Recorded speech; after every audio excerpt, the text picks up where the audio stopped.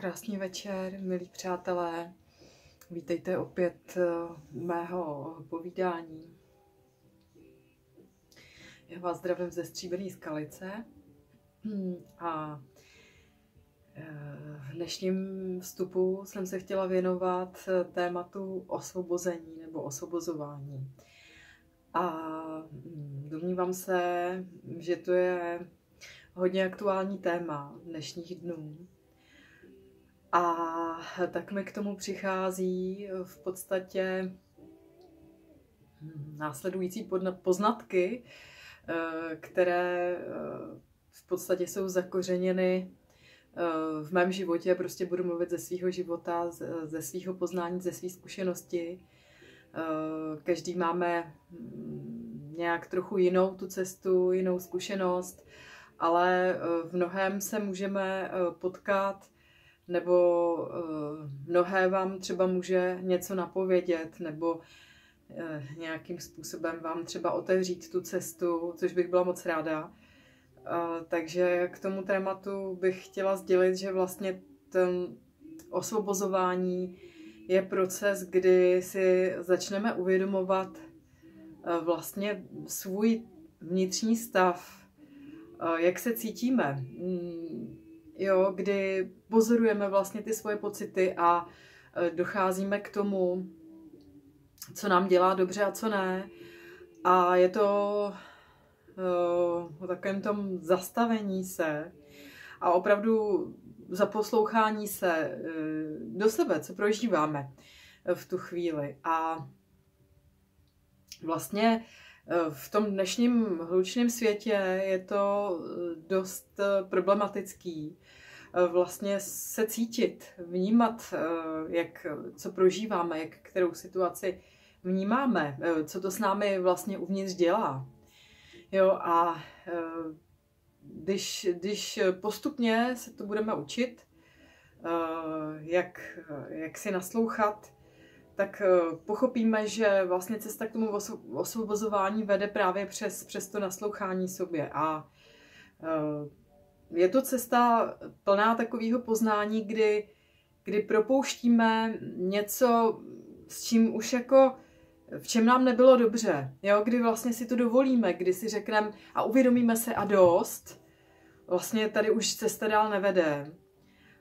Chci jít tou cestou, kde mi bude dobře, kde budou lidi, kterými víc třeba budou vyhovovat, se kterými se budu cítit vlastně v ten moment příjemně. Jo? Ať už je to v práci, ať už je to prostě v partnerství, nebo v přátelství, jo, to je jedno. Ale vlastně naslouchat tomu a nepřehlušovat to ničím takovým tím, jakože no, ještě to vydržím, nebo já nevím, počkám na vhodný okamžik. Jo, ne, prostě ta naše duše se pak ozývá čím dál tím víc a upozorňuje nás. A může to vést opravdu jako k věcem, který nechceme. Takže je dobrý vlastně tohle, když začneme opravdu poslouchat, tak se nám ten život obrovským způsobem začne měnit a to za to prostě stojí. A vím, že to není jednoduchý rozhodnutí, vím, že je tam spousta strachů, spousta takových to ale, co kdyby, co když, jo, to nedopadne, nebo tak. Ale jako pokud my to nebudeme poslouchat, tak vlastně budou nastávat nějaký silnější a silnější momenty, které nás k tomu stejně dovedou. Jo, takže je lepší to v podstatě udělat zavčas, si myslím.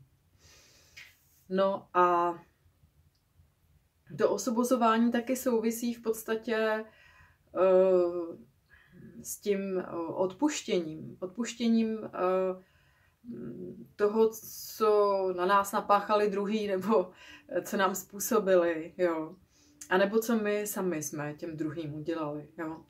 A vlastně, ať už to byly dohody duší, ať už šlo o to, aby jsme si tady sehráli nějaký ty role, aby jsme se přes ně něco naučili, tak je prostě důležitý to odpuštění. A pochopení taky, protože bez toho pochopení my se dál nedostaneme. Takže v podstatě pochopit, proč se ty věci děly, z jakého důvodu se nám objevily a dostaly do života a co jsme si díky nim měli uvědomit u sebe, kam jsme se měli posunout, rozvinout, jo. Všechno to bylo důležité, všechno to tady bylo kvůli nám, pro nás a i pro ty ostatní, protože prostě v rámci těch dohod a těch her bychom se prostě nic nenaučili, takže to berme takovou určitou cestu poznání prostě a uvědomění se a růstu. Jo, takže tohle jsem chtěla říct, to je hodně důležitý a myslím si, že ta naše cesta životem, potom když lecos pochopíme, tak na nás pustí dál, nebo ten osud, nebo Bůh, nebo univerzum, jak chcete to nazvat, tak nás vlastně potom pustí dál. A my zjistíme, že jsme na tom vyrostli, že jsme dostali nějakou další kvalitu, s kterou můžeme pokračovat v tom životě. A to nám nikdo už nevezme. A vlastně díky tomu i roste naše síla. Jo? A to je jako velký bonus. No. Takže to je asi takový jako poznání těchto posledních dní. A ještě možná bych chtěla jenom tak na závěr dodat, že nebojíme se v podstatě uzavírat nějaké dveře, protože, jak se tak říká, a není to jenom, že zůstalo u toho říkání, ale je to tak skutečně, že když se jedny dveře zavírají, tak jiné se zase otevírají.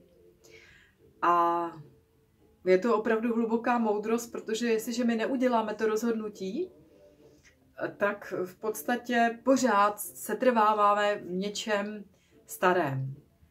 Jo. Takže opravdu uzavřít určitou kapitolu života je nesmírně důležité.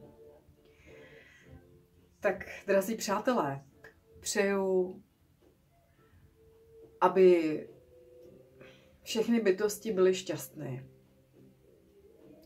Aby jsme se snažili opravdu ze srdce udělat pro svůj život co nejvíc a čelili svým strachům a vnitřním démonům, které máme všichni. Protože je to vlastně jediný způsob a jediná cesta, jak se dostat dál, hloubš a do většího spojení se sebou a s vesmírem a s lidmi kolem sebe. Takže opatrujte se a přeju všem hodně sil. Krásný večer nebo krásný den podle toho, kdy se na to budete dívat. Ahoj.